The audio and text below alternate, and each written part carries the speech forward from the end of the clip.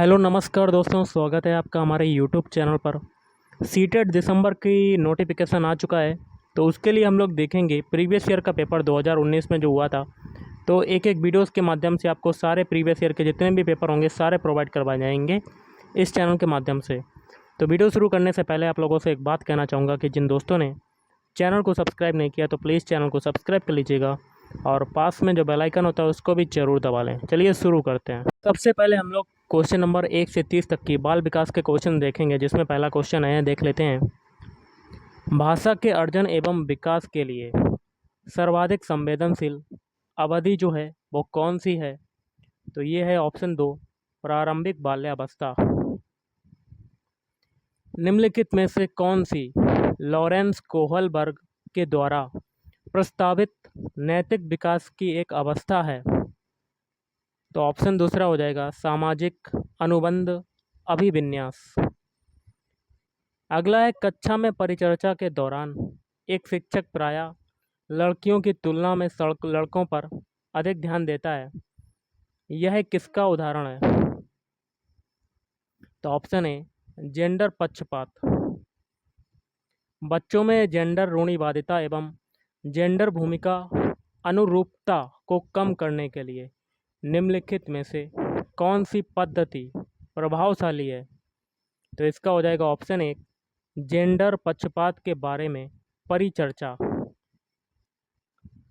निम्नलिखित में से किस मनोवैज्ञानिक ने बच्चों को ज्ञान के सक्रिय जिज्ञासु के रूप में देखते हुए उनके चिंतन पर सामाजिक एवं सांस्कृतिक विषय वस्तुओं के प्रभाव को महत्व दिया? तो ऑप्शन दूसरा, लेव वाइगोस्की। अगला है, जिक्सा पहली को करते समय 5 वर्ष की नजमा स्वयं से कहती है, नीला टुकड़ा कहाँ है? नहीं, यह वाला नहीं, गाढ़े रंग वाला जिससे यह जूता पूरा बन जाएगा। इस प्रकार की वार्ता को वाइगोस्की किस तरह संबोधित करते हैं? तो ऑप्शन ए, व्यक्तिगत वार्ता। अगला क्वेश्चन देख लेते हैं। बच्चों को संकेत देना तथा आवश्यकता पड़ने पर सहयोग प्रदान करना निम्नलिखित में से किसका उदाहरण है? तो ये हो जाएगा चौथा, पाण या ढांचा। निम्नलिखित व्यवहारों में से कौन सा जीन पियाजे के द्वारा प्रस्तावित मूर्त संक्रियात्मक अवस्था को विशेषित करता है? तो दूसरा हो जाएगा संरक्षण कक्षा समावेशन। बच्चों के संज्ञानात्मक विकास के संदर्भ में निम्नलिखित में से कौन सी पियाजे की संरचना है? तो ऑप्शन ए, स्कीमा। आकलन का प्राथमिक उद्देश्य क्या होना चाहिए? तो ये होना चाहिए ऑप्शन दूसरा वाला, संबंधित अवधारणाओं के बारे में बच्चों की स्पष्टता तथा भ्रांतियों को समझना। अगला है, निम्नलिखित कथनों में से कौन सा बुद्धि के बारे में सही है? तो चौथा हो जाएगा, बुद्धि बहुआयामी है तथा जटिल योग्यताओं का एक समूह है। रूही हमेशा समस्या के एकाधिक समाधानों के बारे में सोचती है, इनमें से काफ़ी समाधान मौलिक होते हैं। रूही किन गुणों का प्रदर्शन कर रही है? इसका हो जाएगा ऑप्शन एक, सृजनात्मक विचारक। शिक्षण अधिगम प्रक्रिया में वंचित समूह से संबंधित विद्यार्थियों के द्वारा सहभागिता कम होने की स्थिति में एक शिक्षक को क्या करना चाहिए? इसका हो जाएगा चौथा वाला, अपनी शिक्षण पद्धति पर विचार करना चाहिए तथा बच्चों की सहभागिता में सुधार करने के लिए नए तरीके ढूंढने चाहिए। एक समावेशी कक्षा में एक शिक्षक को विशिष्ट शैक्षिक योजनाओं को, ऑप्शन तीसरा, सक्रिय रूप से तैयार करना चाहिए। पठन वैफल्य बच्चों के प्राथमिक लक्षण क्या हैं? तो तीसरा हो जाएगा धारा प्रभाव पढ़ने की अक्षमता। शिक्षा का अधिकार अधिनियम 2009 में उल्लेख की गई समावेशी शिक्षा की अवधारणा निम्नलिखित में किस पर आधारित है? तो तीसरा हो जाएगा अधिकार आधारित मानवतावादी परिप्रेक्ष्य। संरचनावादी ढांचे में अधिगम प्राथमिक रूप से। चौथा हो जाएगा अवबोधन की प्रक्रिया पर केंद्रित है। अनेक घटनाओं के बारे में बच्चों के द्वारा बनाए गए सहजानुभूत सिद्धांतों के संदर्भ में एक शिक्षिका को क्या करना चाहिए? तो ऑप्शन चौथा हो जाएगा आपका प्रतिकूल प्रमाण एवं उदाहरणों को प्रस्तुत करके बच्चों के इन सिद्धांतों को चुनौती देनी चाहिए। बाल केंद्रित शिक्षा शास्त्र की क्या विशेषता है? तो दूसरा हो जाएगा बच्चों के अनुभवों को प्रमुखता देना। संवेग एवं संज्ञान एक दूसरे से खालिस्तान हैं। तो तीसरा हो जाएगा सन्निहित। अगला क्वेश्चन है संरचनावादी सिद्धांतों के अनुसार अधिगम के बारे में निम्नलिखित कथनों में से कौन सा सही है? तो इसका हो जाएगा चौथा अधिगम सक्रिय विनियोजन के द्वारा ज्ञान की संरचना की प्रक्रिया है। विद्यार्थियों को स्पष्ट उदाहरण एवं गैर उदाहरण देने के क्या परिणाम हैं? तो ऑप्शन एक अवधारणात्मक परिवर्तनों को प्रोत्साहित करने के लिए यह एक प्रभावशाली तरीका है। बच्चों को अधिगम गतिविधियों में भागीदारी करने के लिए लगातार पुरस्कार देना व दंड का प्रयोग करने से क्या प्रभाव पड़ता है? तो इसका हो जाएगा चौथा अधिगम में बच्चों की स्वाभाविक अभिरुचि तथा जिज्ञासा कम होती है। निम्नलिखित में से कौन सी प्रथाएं सार्थक अधिगम को बढ़ावा देती हैं? तो दूसरा हो जाएगा सहयोगात्मक अधिगम पर्यावरण और तीसरा हो जाएगा सतत एवं समग्र मूल्यांकन। शिक्षक बच्चों की जटिल अवधारणाओं की समझ को किस प्रकार सहज कर सकते हैं? तो इसका हो जाएगा चौथा अन्वेषण एवं परिचर्चा के लिए अवसर उपलब्ध करके। अगला है एक प्राथमिक विद्यालय की अध्यापिका बच्चों को एक प्रभावशाली समस्या समाधानकर्ता बनने के लिए किस प्रकार से प्रोत्साहित कर सकती है? तो चौथा हो जाएगा बच्चों को सहजानुभूत अनुमान लगाने के लिए प्रोत्साहित करके तथा उसी पर आधारित विचार मंथन करके। निम्नलिखित अवधि में से किसमें शारीरिक वृद्धि एवं विकास तीव्र गति से घटित होता है? तो ऑप्शन एक शैशवावस्था एवं प्रारंभिक बाल्यावस्था। निम्नलिखित में से कौन सा विकास का सिद्धांत नहीं है? तो चौथा हो जाएगा विकास सार्वभौमिक है तथा सांस्कृतिक संदर्भ इसे प्रभावित नहीं करते हैं। तो ये गलत हो जाएगा। तो इसका आंसर हो जाएगा चौथा। वैयक्तिक विभिन्नताओं का प्राथमिक कारण क्या है? तो इसका हो जाएगा ऑप्शन चौथा आनुवांशिकता एवं पर्यावरण के बीच जटिल पारस्परिक क्रिया। निम्नलिखित में से कौन सा द्वितीयक सामाजिकरण एजेंसी का उदाहरण है? तो इसका हो जाएगा तीसरा विद्यालय एवं मीडिया। लोग मैथ ग्रुप से और मैथ के क्वेश्चन कर रहे हैं, तो ये देखिए आगे के मैथ के क्वेश्चन। तो क्वेश्चन कहता है कक्षा 2 के छात्रों को 44 लिखने के लिए कहा गया, तो कुछ ने 404 लिखा। अध्यापक के रूप में आप इसको कैसे संबोधित करेंगे? तो ऑप्शन दूसरा उन्हें मूर्त पदार्थ से विनिमय नियम समझाएंगे। गणित के प्राथमिक पाठ्यक्रम में प्रतिचित्रण का परिचय देने का मुख्य प्रयोजन है। तो ऑप्शन एक वाला पहला और तीसरा। पहला है त्रिविम विचार क्षमता को प्रोत्साहन देना। तीसरा है विषय को सरल और रुचिकर बनाना। अगला देख लेते हैं एनसीएफ राष्ट्रीय पाठ्य चर्चा 2005 के अनुसार निम्नलिखित में से कौन से विषय प्राथमिक विद्यालय में गणित पाठ्यक्रम का भाग नहीं है? तो ऑप्शन चौथा अनुपात। सूत्र का प्रयोग किए बिना अध्यापक निम्नलिखित में से किन साधनों अथवा शिक्षण अधिगम सामग्री का प्रयोग यह दर्शाने के लिए कर सकता है कि विभिन्न आयामों वाले दो आयतों का क्षेत्रफल समान हो सकता है। तो इसका हो जाएगा दूसरा।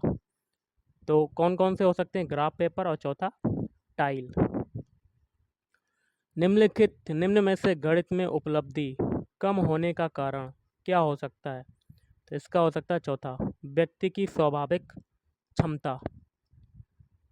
अगला है, यह समझाने के लिए कि 1/4, 1/3 से छोटा है, निम्नलिखित में से कौन सी योजना सबसे अधिक उपयुक्त है?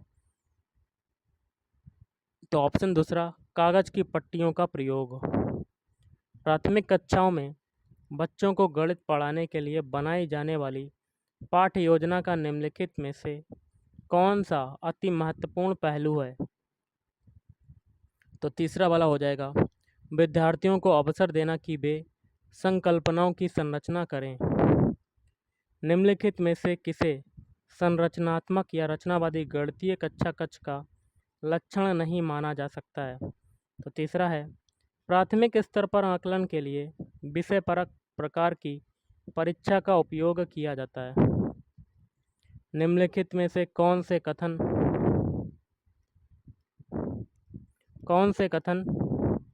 की सहमति गणित के संरचनात्मक या रचनावादी दृष्टिकोण से की जा सकती है? तो चौथा हो जाएगा, मान सदर्शन गणित का महत्वपूर्ण पहलू है। निम्नलिखित में से कौन सा क्रियाकलाप बच्चों में त्रिविम समझ को विकसित करने के लिए अधिक उपयुक्त है? तो ऑप्शन 1, बोतल के ऊपरी दृश्य को चित्रित करना। अगला क्वेश्चन है, गणित के अधिगम के संबंध में निम्नलिखित में से क्या सही नहीं है?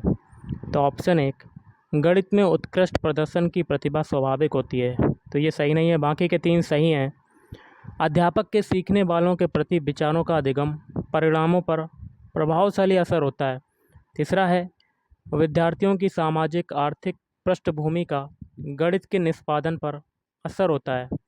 और चौथा है लास्ट वाला, विद्यालय में दिए जाने वाले निर्देशों की भाषा का असर बच्चे के गणित के प्रदर्शन पर हो सकता है। निम्नलिखित शाब्दिक समस्या के प्रकार को पहचानिए। मेरे पास 6 पेंसिल हैं, मनीष के पास मेरे से 2 अधिक हैं। मनीष के पास कितनी पेंसिल हैं? तो इसका हो जाएगा तुलनात्मक जमा। हिंदू अरबी गणना प्रणाली के अनुसार प्रणाली के लिए निम्नलिखित में से कौन सा विकल्प सही नहीं है? तो इसका हो जाएगा तीसरा, इसमें आधार 2 की प्रणाली का पालन किया जाता है। प्राथमिक स्तर पर ज्यामिति के अध्यापन के लिए वांछनीय प्रक्रिया पहचानिए। तो इसका हो जाएगा तीसरा, बच्चों को प्रचुर अवसर दिए जाने चाहिए कि वे दिक् स्थान की अंतर्दर्शी समझ को विकसित कर सकें। निम्नलिखित में से क्या गणितीय तर्कणा का सूचक है? तो ऑप्शन दूसरा, गणितीय प्रक्रिया की तर्क संगतता देने की क्षमता। अब देखिए आगे के क्वेश्चन देख लेते हैं। निम्नलिखित में से कौन ख्याति प्राप्त वेट लिफ्टर है? ऑप्शन चौथा, कर्णम मल्लेश्वरी। देखिए अब हम लोग कर रहे हैं एनवायरनमेंट के क्वेश्चन। आगे का क्वेश्चन है, नीचे दिया गया कौन सा एक समूह जड़ों का है? तो चौथा, गाजर, चुकंदर और मूली।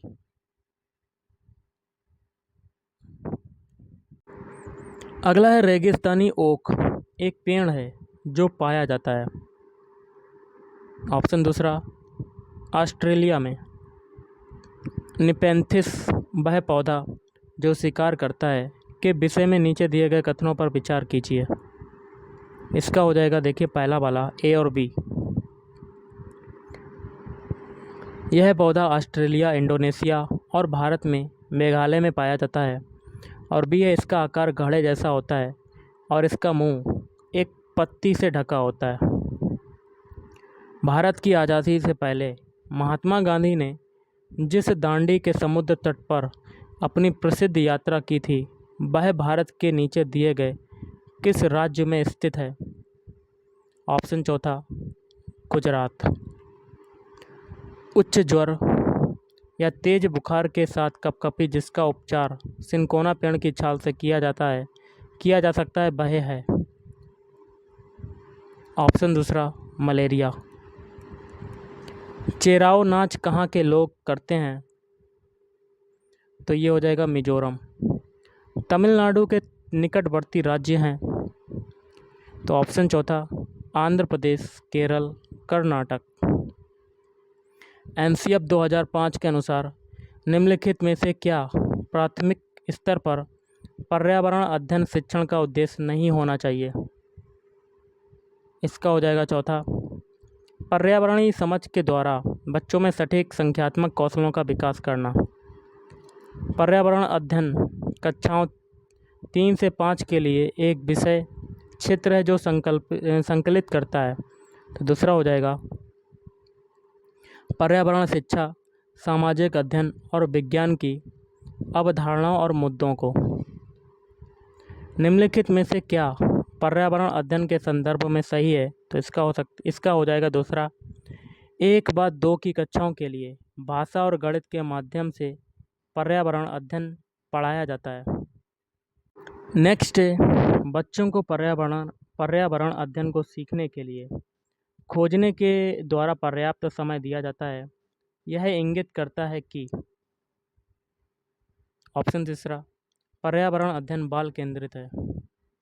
निम्नलिखित में से कौन सा पर्यावरण अध्ययन पाठ्यक्रम के सुझावित प्रकरणों का उप प्रकरण है? तो तीसरा हो जाएगा जानवर।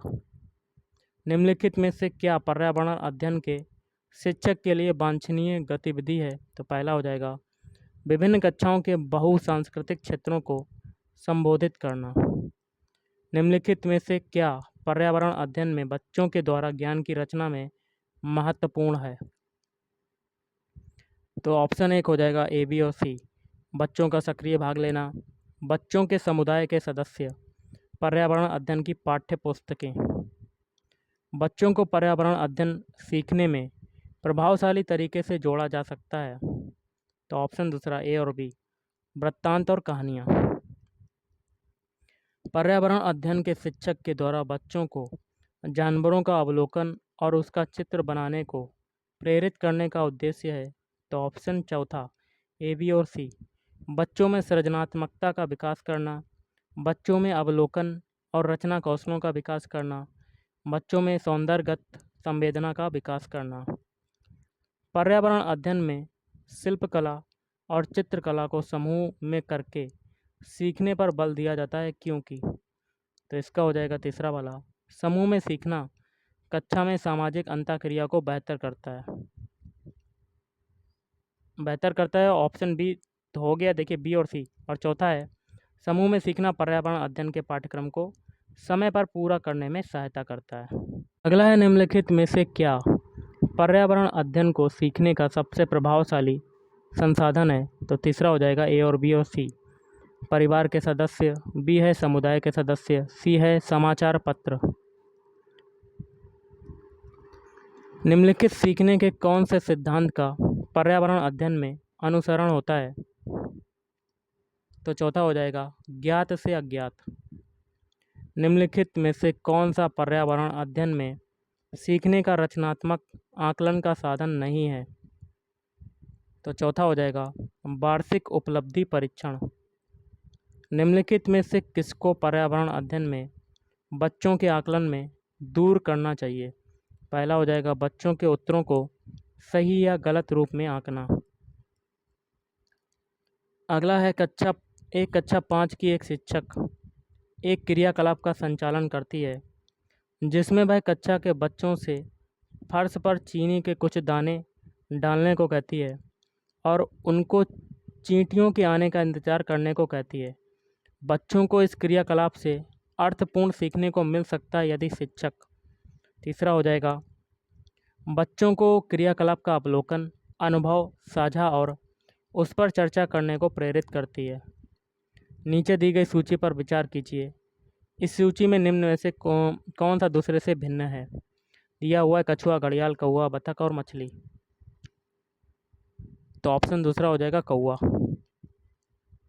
सुमेलित करना है सूची 1 में शहर, राज्य और सूची 2 में अत्यधिक पसंद का भोजन। तो इसका हो जाएगा ऑप्शन दूसरा 5-1-2-3। 5-1-2-3 लिख लेते हैं। 5-1-2-3। पहला देखिए हांगकांग। हांगकांग के लिए हो जाएगा 5वां पकाया हुआ सांप।